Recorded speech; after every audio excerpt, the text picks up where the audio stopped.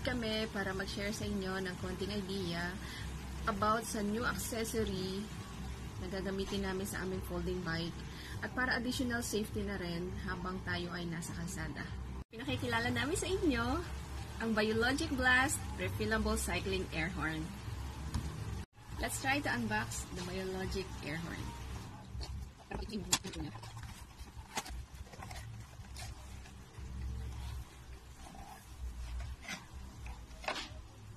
Tcharan!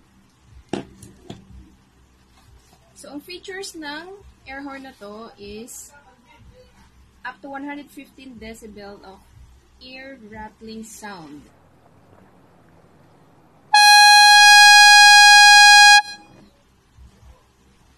Then, runs off plain air, no batteries or chemical needed. Recharged with most bicycle pumps. Pwede yung ordinary pump natin. And, pwede rin naman tong rechargeable pump na to.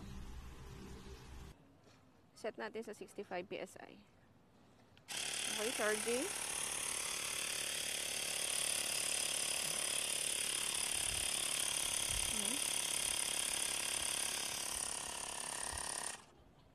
Okay, done. And then, quick release clamp for fast, easy removal.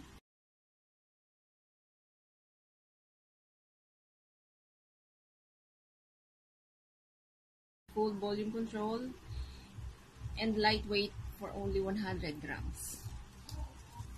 Napakagaan niya kahit lagyan natin siya ng hangin. Bakit natin kailangan ng busina? Ang busina ang isa sa pinakamahalagang accessory na pwede nating ilagay sa ating mga bike. Kasi ang busina ang magiging way natin para makipag-communicate sa mga driver. Tulad halimbawa kung may umaatras na sasakyan.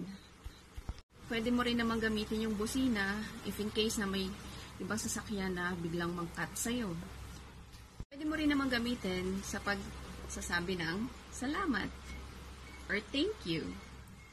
Pwede mo rin gamitin pantaboy kung sakaling habulin ka ng aso.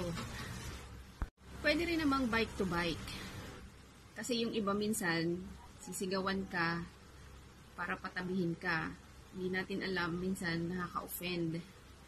Kung gagamitan mo ng busina, at least malayo pa lang alam na nila na paparating ka. Especially any emergency situation, magagamit talaga natin ang busina na to. Just be responsible user lang sa bike horn na to kasi sa sobrang lakas niya, pwede siyang makipagsabayan sa mga malalaking sasakyan. So for now, that's all guys.